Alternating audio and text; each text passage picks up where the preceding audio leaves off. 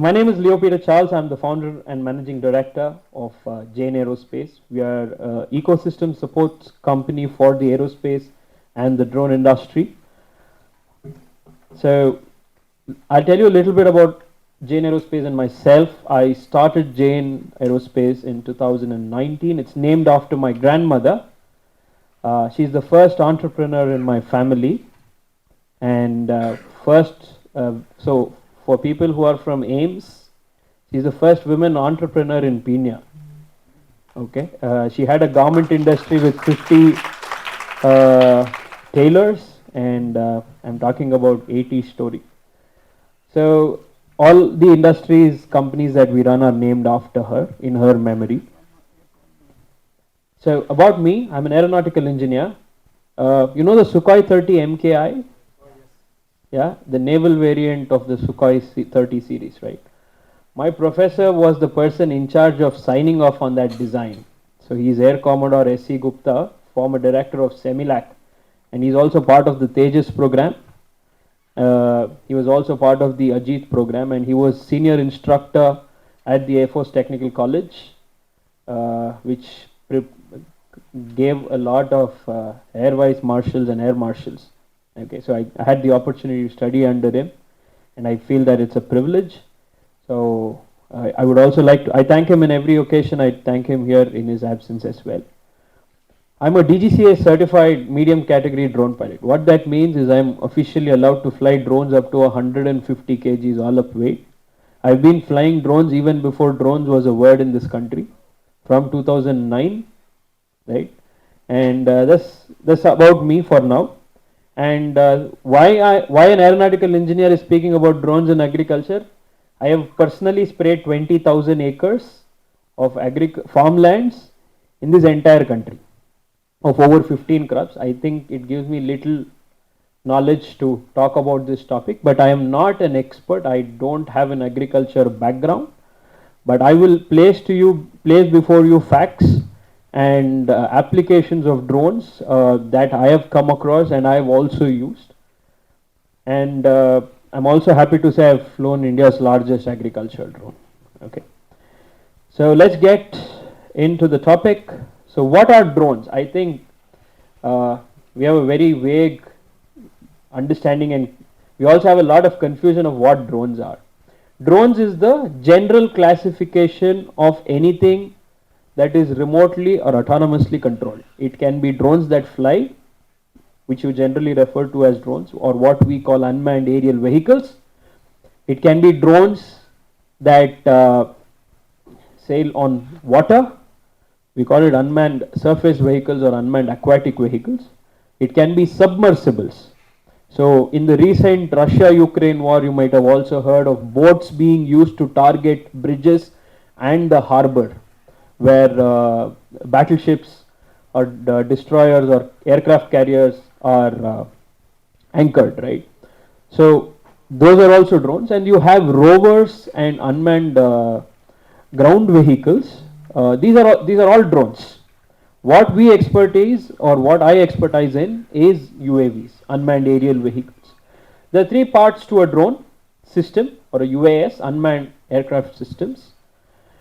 One is the vehicle itself that is flying. Second is the link between the vehicle, and the third part, which is the ground control station, which includes the drone pilot himself or herself. Right? These three parts form a drone system or an unmanned aircraft system. You have the command and control link, you have the vehicle or the aircraft, and you have the ground control station. So these are the basics. I'm not going to go more into it. What you would have generally seen is something that we call multi-rotors, like the one in the image.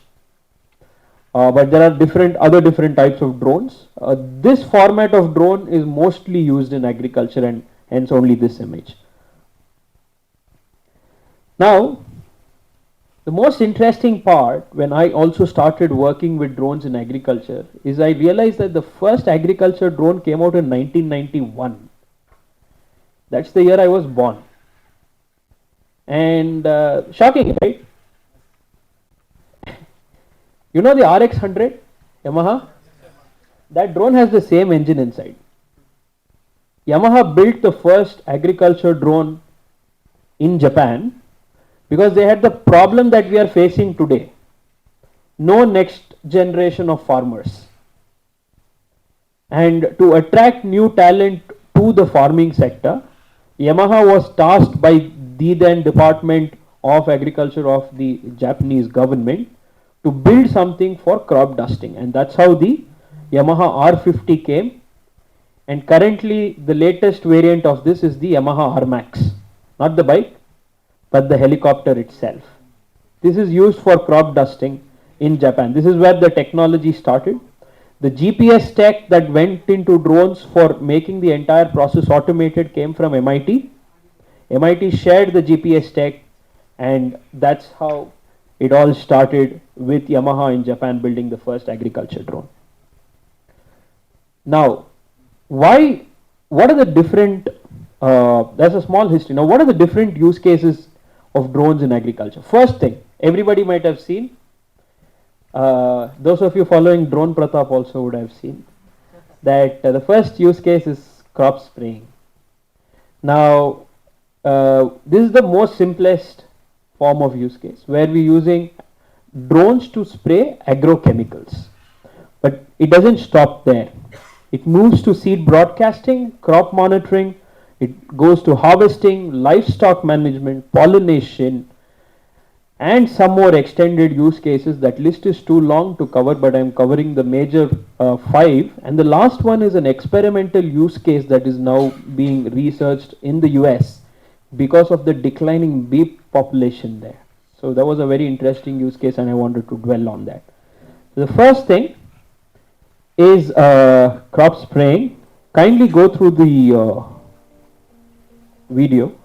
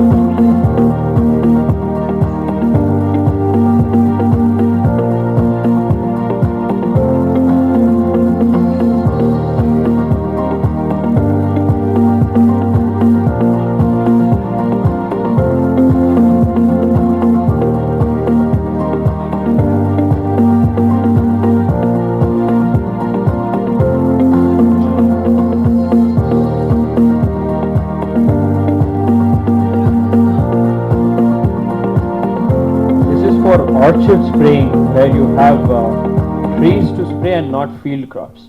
This is one mode for that.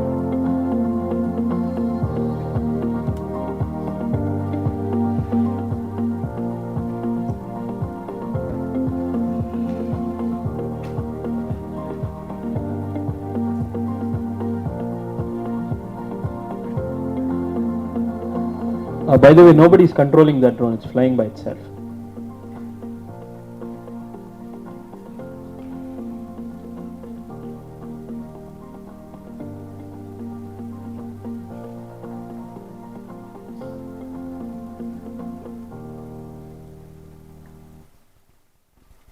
So let me just explain a few things before we go here. Anybody from farming background or parents in farming? Okay. How many, with one person with one knapsack sprayer, how many acres can they cover per day?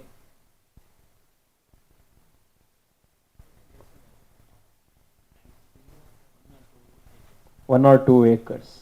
Anybody else? 10 acres. 1%. Superman he is. Okay, next. No worries, I'll take that answer. If somebody is doing 10 acres, that's excellent. Anybody else has any number? 4 acres. Valid. 10 acres, you will need 1 full bottle of whiskey to do that. It doesn't work. Yeah, mansion house. Sorry, whiskey is too expensive. MH is what. Yeah, this is. I know it sounds funny, but there is no agrochemical spraying worker who does spraying without drinking because it's not possible. The smell is so strong, it will knock you out, even if you're standing on the sidelines. We face this. So my personal best with a drone is 100 acres in one day. The drone that I showed you can do 150 hectares per day. Now, how is this possible? You might be asking me. So, traditional methods involves 200 liters of water per acre or 250 liters of water per a hectare, depending upon the crop, stage of crop, and all of that. That volume is considerably brought down to 9 liters now per acre. So we are saving almost 190 liters of water. For wherever dry land farming is happening or where getting water is very difficult, right? Drones play the best role possible. This is first thing. The second is because we are using such precision spraying methodology, we can finish 1 acre in under 3 minutes, which generally by a human being would take more than an hour and a half. That's how difficult it is to spray. The third part is nobody has to walk into paddy fields. For people who have walked into paddy fields will know the difficulty of walking in one. It's very difficult. Your leg will have a ton of mud stuck to it and you cannot even move further. I have experienced this personally and lost a shoe as well. So from that experience, this is what drones can achieve. Now there's another major problem when it comes to agrochemical spraying. You know what's the best protection or for agricultural laborers use when they're spraying chemicals? Towel. I have not seen people with masks.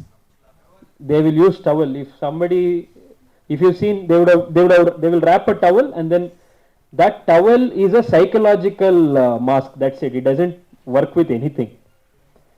So they just tie a towel and then they'll go spray. That's just psychological. That towel does nothing to prevent chemicals from going into somebody's respiratory system. One very important incident I would like to narrate is when I was in Raichur and we were spraying for paddy. One of the workers, he finished spraying manually, he came, then he poured water himself. Water will not remove irritation from agrochemicals. You know curd? They will pour curd over themselves so that their skin stops irritating or itching. That's how worse the condition is for agricultural workers or farmers who are spraying manually. And drones makes away with all of that. And that's the beauty of it. And that is why we call it as a one of the greatest value addition today in agriculture. And also, if a farmer has to get somebody to spray for at least 4 acres, he has to stand there for the entire day along with the person. Otherwise, it will not happen, correct? The person will spray somewhere and then walk away because that's how it is. With drones, he has to only spend 30 minutes. Rest of the day, he has time to go and do some other economical activity that will give them money. Please note, agriculture gives money only when the harvest is sold, not when the harvest is growing. Only with some forms of orchards, like let's say mango farms and all that, they'll get some advance when middlemen come and book the entire farm, right? So otherwise, there's no money coming in on a monthly basis like salaries how employees get here in the cities. And that's one of the biggest challenges and most important economical aspect. The cost of spraying manually and the cost of spraying through a drone per acre is the same. It's not expensive. And that's the beauty of the entire system. Now, the other thing that I will share in other parts of the presentation is precision farming is possible. It is possible to reduce the amount of chemical that is going into your food. Today, whatever you do, you are not eating healthy. Even if you are on a vegetable and fruit diet, you are not eating healthy because the amount of chemical that goes into it, once you see, you will not touch that. Yeah. Chili is sprayed more than 10 to 12 times a year. And we have chili, we ask no extra spice right? That's all that same chili that's coming into your food. So the idea is to reduce the amount of agrochemical, primarily pesticides and fertilizers that are going into these crops and again going into soil and going into the water. And precision farming will make this happen, where currently we are blanket spraying the entire field. Future we will only spray those spots that have problem, which will eventually lead to lowering of agrochemicals. Right. So this is one of the use cases. This is seed broadcasting.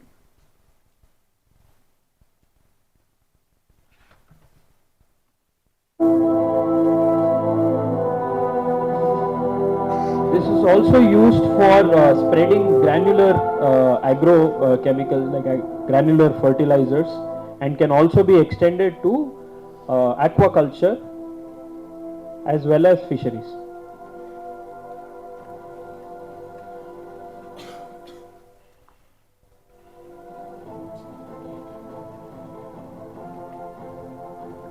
So you can see a comparison, right? Somebody is trying to enter this dense farm. I think it's bamboo. It's bamboo only, I guess. Yeah. So they can only go to certain extent. This is the same problem with sugarcane as well. People from Mandya will know this problem the best. Mandya and Mysore, and then again Punjab. So it's very difficult to go into the sugarcane farm. One is it's dense. Second is there is wild boar, snakes, everything. So drones become the most ideal solution for scenarios like this.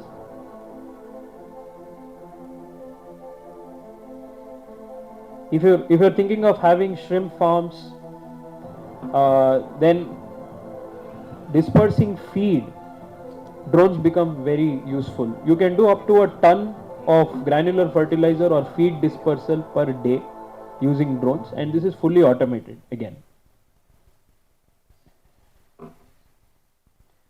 Now how this basically happens is we mark the field using a GPS receiver, and once the field ends are marked, we know this is the boundary in which the drone has to fly. We set an altitude, we set a speed, we set the distance between two flight paths. It flies like how do you say, like a snake going up and down. If you played that game, you would know how it goes.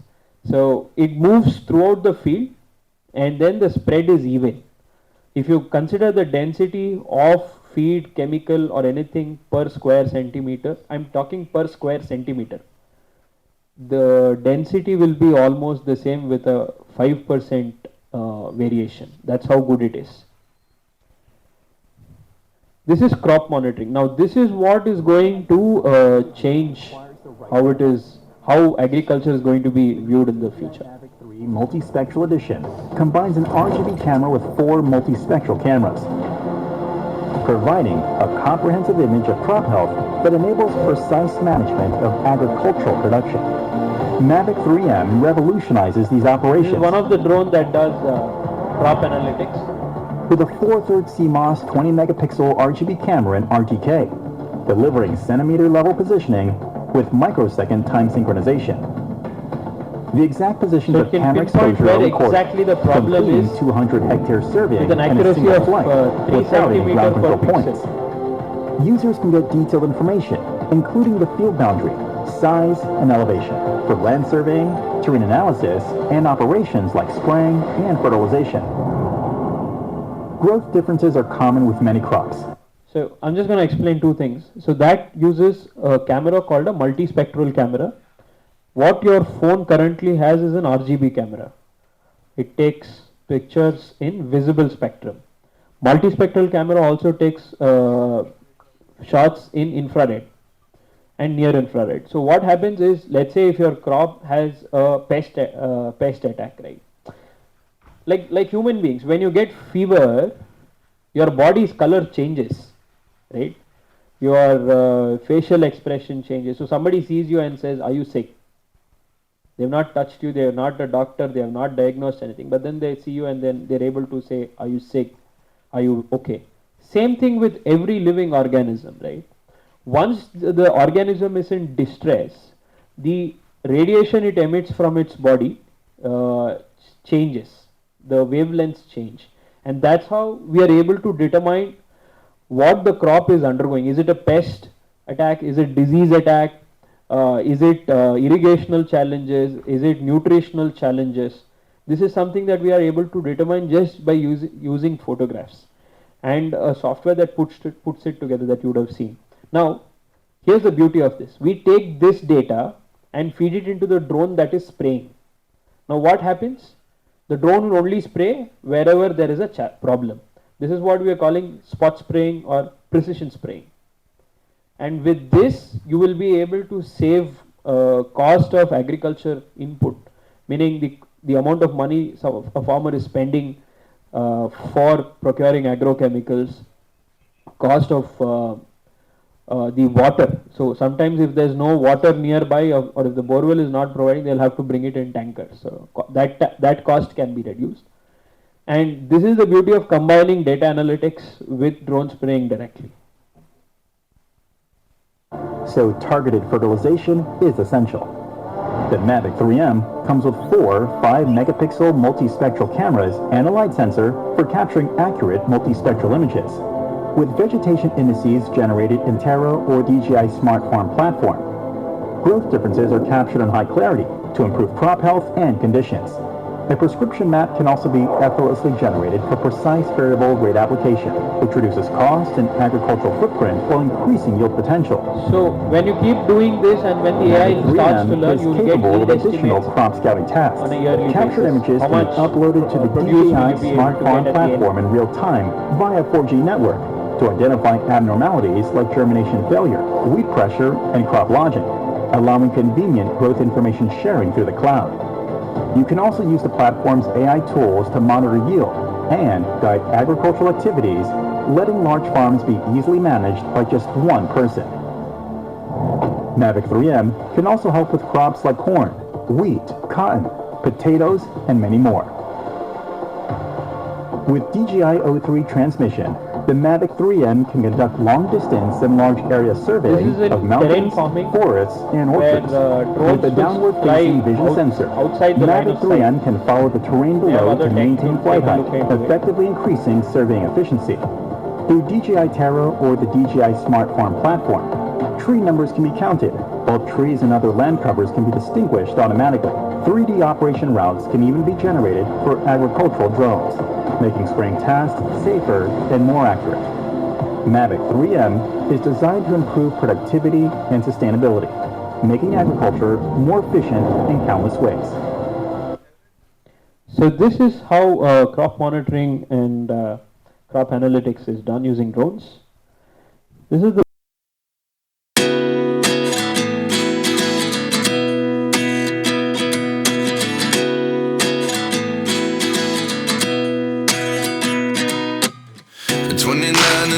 myself wondering what did happen to the last 10. I ran away with my life, fast forward, never turn back again. It's kind of funny that the more we pass time, the more we need to set the rewind. And 19 was the year I had to leave you, but now I'm seeing all the signs. Is this really happening? I can't believe it's true. I'm just as surprised as you. Is this really happening? I can't be too sure. This is something very interesting. Now, why is this interesting? For people from the coastal Karnataka or the Malnad region, areca nut harvesting, right, is becoming a huge pain because of lack of availability of labor. Now, this is something that we are building to be able to support areca nut farmers, where they can harvest areca nut from the trees. It's a very large use case. Because of shortage of labor, now you will be shocked to know we are importing areca nut from Thailand. I was shocked when I was in Thailand. We were meeting exporters, and they said they're exporting areca nut to India. I said I come from the state that's the capital of areca nut, and this is very sad to hear. So because of lack of labor, there's lower productivity here in Karnataka, and hence the cost of areca nut has gone up, and they're importing areca nut from outside India. So this is something that we're looking to solve using drones and robots, and this is one of the advantages. Now the other advantage also is when we are using drones for harvesting, you are able to get precise data. You know how much fruit has been harvested. Workers, see, humans cannot work in the night. Drones can still keep working in the night. In difficult terrains, we can't work. Drones can keep working. So that's the most interesting aspect, and you will get all the data on your phone. How much fruit was harvested, how much was not, what is left in the tree or the plant, and when it can be harvested. All of this can be in your palm on your phone, and you don't really have to worry about if the middleman is duping you or not, right? So that's the interesting aspect of it. With decreasing farm labor, automation is the only way to go forward, and this is one of the use cases for that. Okay, suppose I think he didn't get changed. Of the North Canterbury.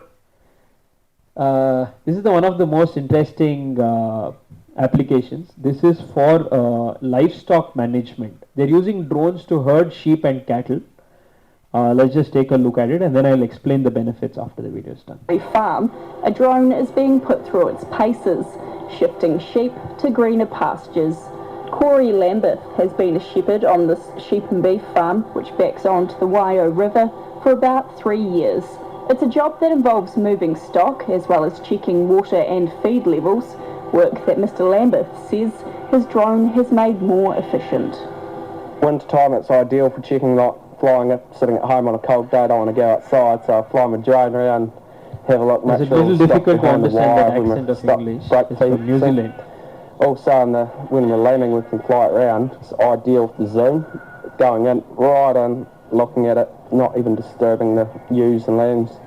The latest drone model, the DJI Mavic Enterprise, which comes with a $3,500 price tag, is able to record sounds and then play them out over a speaker. This means a dog's bark. So the bark sound is not an actual dog, it's from or the anything drone. else for that So matter. they use sheepdog for this work. So this is also from the drone.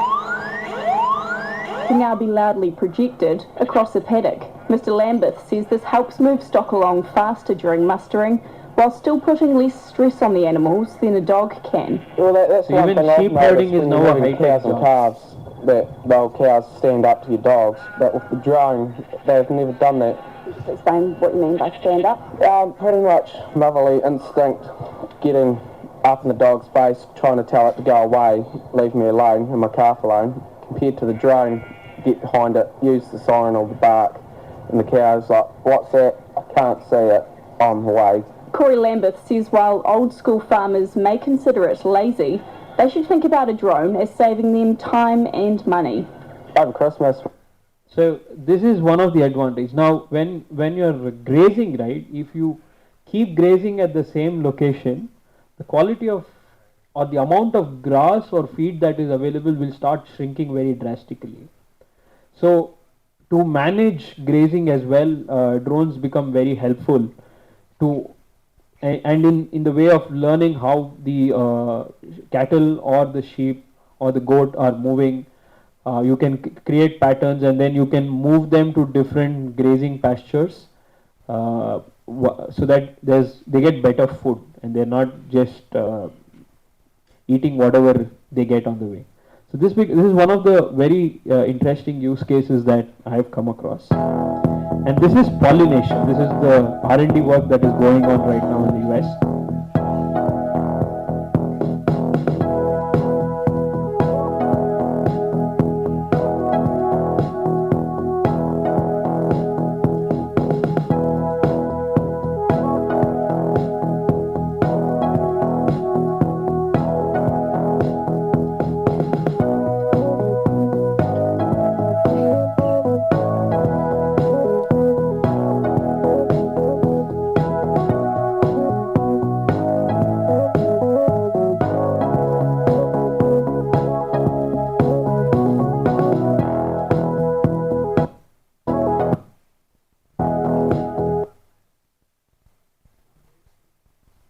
So this is pollination.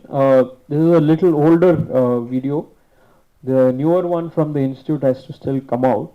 With developing flight algorithms, we are able to mimic what bees do. Because of the rapid use of agrochemicals, there's a declining bee population in the US. If bees goes away, so will humans. That's the problem. And to have a temporary solution, drones are being used for pollination. And the other way to do this pollination is also just to fly a drone over a field to make sure so that the downwash of the propellers aids in moving the pollens from one crop to another. So this is a very interesting use case, and this will mostly develop into multiple other spaces where the use of small, very miniaturized drones come into play in agriculture. So now, what is the benefit for you all? So end of the day, that is also something that you have to keep, right? This market is growing very rapidly. It has a 35.9 CAGR, that is compounding annual growth rate. What it means is if you start a agri drone service company today, and let's say this year you make 10 lakhs, in 3 years you will double it by default if you don't do anything also. Meaning you just continue doing agrochemical spraying, you don't scale or do anything, you will get more business. This is a very fast growing space. Now, how much can you earn using, let's say, spraying? It pays more than what the top level IT guys get paid in Bangalore. Trust me. Now, what happens is, let's say you're able to spray 50 acres a day. Okay. We charge 500 rupees per acre. How much is that? No, 50 acres into 500 rupees. How much is it per day? So IT guys don't make 25,000 a day. You can make that. And more, the crop spraying happens pretty much 10 months a year for different types of crops. The agriculture drone, a very good agriculture drone will cost you about, including all multiple batteries and all that, will cost you about 10 lakhs. Okay. If you invest 10 lakhs, you will make that money back in 6 months. It has the fastest ROI in any industry. ROI is return on investment. You put 10 lakhs, you make 10 lakhs in 6 months, and everything else after that is pure profit minus your small operational cost, right? And you don't really have to have a car or anything. Now we have drones that will sit on a two-wheeler as well. So you spend another 15,000 rupees to buy a second-hand bike, you're sorted. You can work from your village. And then the best part is you will have a lot of money and then you can spend better rather than coming to cities. And for those who have migrated from villages, at least you have salvation. For guys like us who are born in the city, we have to migrate back to villages later. But this is how it pays, right? And let's say you're working as a drone pilot, you get paid anywhere between 35 to 40k right now for agricultural spraying. But this is more of a micro entrepreneur kind of venture, and you get a license in 5 days. You don't really have to break your head on that, and this is a government certified license. And with that you buy a drone, and then oh, by the way, you get 50% subsidy on that as well under the SMAM program. So that takes care of that. And then the agriculture infrastructure fund will give you a loan at dirt cheap interest, and you pay that over 4 years or 5 years. So pretty much is nothing right now to own a drone.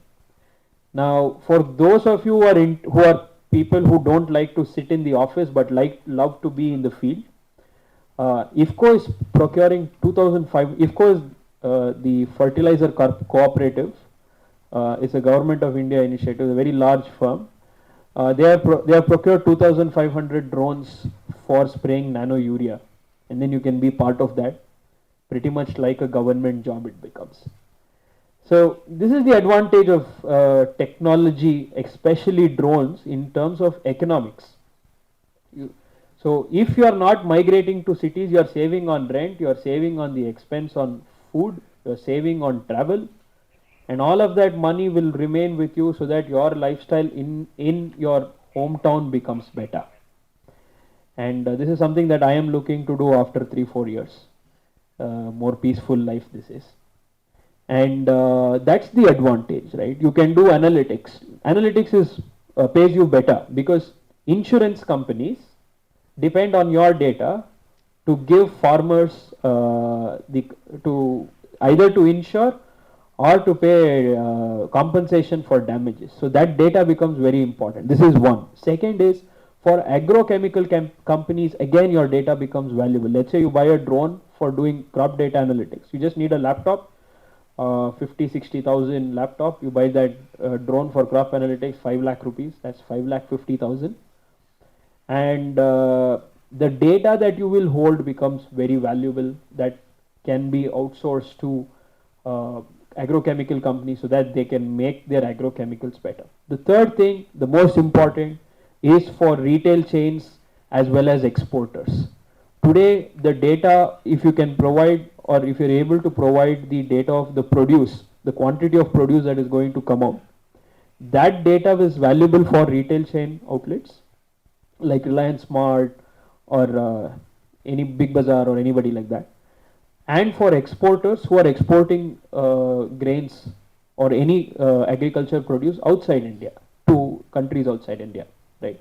So there also you can make money. For those of you who think we want to start a business and 5 lakhs, 10 lakhs, you will get loan today. Don't worry. It's very, they will, if once you have a PAN card and you have like a, you started somewhere to get it, if you've taken a 50,000 loan, 10,000 people will call you to give more loan. That's how it is today, right? So you will be able to get all of this funding and you just have to stick to it, and you will have a, you are your own boss and you make more money over that. And that is what I say in all my talks, and that's what the drone, like how YouTube now empowered influencers, YouTube, Instagram and LinkedIn, drones will empower our youth to be entrepreneurs in their hometowns, and that's the advantage. So a little about what we do at Jain Aerospace. This is the 3 things that we do currently. We are integrated supply chain solution providers. We handle 50% of India's drone supply chain. We also build drone solutions for very niche use cases, and I also do techno-commercial consulting. And these are some of our clients, the largest in the drone industry. And so this is my very famous tagline: the sky is just the beginning. I think with landing on the south pole of the moon, we're starting to prove this saying, and hopefully soon we will have people on the moon from India. And that's about it. Thank you so much, everyone. You can scan the code and provide your feedback. Open to taking questions.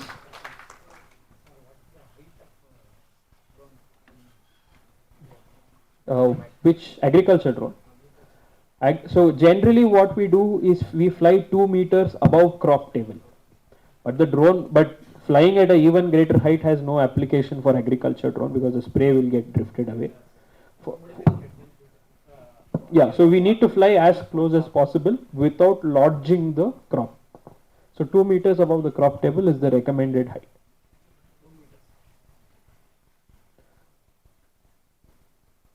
Any other questions?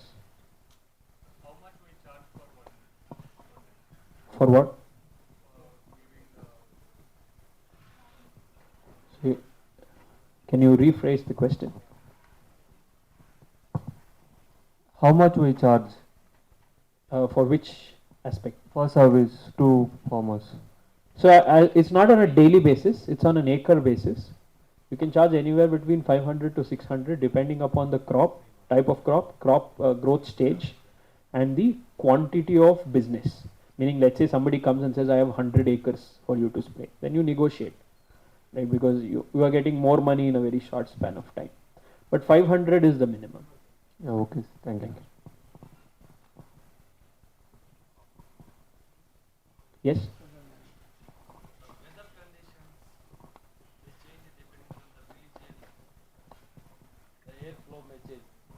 Weather conditions are different at different locations. Correct. So how these drones will handle at this point of time? So, anyways, nobody sprays in the rain. So we also don't spray in the rain. So rain is ruled out first. The second is in fog or mist. Currently, there is a regulatory restriction. We need to be able to have a very clear 5 kilometer visibility range, meaning we can't have fog or mist while we are flying. But the drone can still fly because the obstacle avoidance is a radar based obstacle avoidance and not a visual based obstacle avoidance system. So we can still fly, but regulation doesn't allow it. As far as heat and cold is concerned, it depends purely on the battery and the battery warming mechanism. For cold regions, the batteries need to come with self-heating mechanism so that we can use it in cold regions. But I have flown drones even in the deserts of Rajasthan when the locust attack was there. So there we've not, there's no, we humans can tolerate up to 45 degrees. That's the max. Beyond that, we've now never experimented. Mainly airflow will change. So wind speeds, Wind speed. is prescribed. Now, what is the main idea is to stop drift. So we fly generally at lower wind speeds so that there's no drift that happens. Early in the morning up to 9-10 o'clock, and then again we start at 4 o'clock. If it is too high, if the wind is very high, then there's no point in spraying because we spray here, it will be going to the neighbor's field. So we don't fly in very high wind speeds. Maximum wind speed allowable is 10 knots. Anything beyond that, the spray will drift away. So, Yes. if there is any unexpected condition like strong air wind, strong airflow, or any situation which is uncontrolled by drone, Okay. is the drone give any alert? This is not the right time to fly, or this is not the right time to pesticide. So what we do as a standard operating procedure, we carry anemometers to check for wind speed and gust speed. Apart from that, let's say when flying there's too heavy winds, the airspeed indicator and the barometer will pick it up. So the drone will give an alert telling it's not safe to fly anymore. That is set by the manufacturer. Any other questions? Okay, I think yes. How long does a drone last? Meaning? How many years do we? How many years depends on how you maintain it. Drones have lasted as long as 5 years. But the only thing is you'll have to buy new batteries. Batteries don't last that long. Currently batteries in India last anywhere between 400 to 500 cycles. Right? And nothing beyond that. 500 cycles is approximately 1000 acres. Then you'll have to buy new batteries. Apart from that, the drone will last. You will have to change the bearings in the motor after 2 years. But if you maintain it really well, it will come up to 5 years. So is the maintenance cost high? No, maintenance cost is just distilled water generally to flush the system. After 2 years, the ceramic bearings, let's say if you're flying a hexacopter, there's a 6 rotors, it will cost you about another 10,000 rupees. Cost of drones, huh? Cost of drone anywhere starts from 4.5 lakhs. The most advanced and expensive one that I've flown is 30 lakhs. But that's a 40-liter system, but it's too advanced. You will need a minimum, its capacity plus the features that it comes with. Let's say you minimum need to have a land indent of 10,000 acres with you for that drone to make economic viability. We cannot spray 1 acre in that. You will need a minimum of 10 acres and above for that drone to make sense.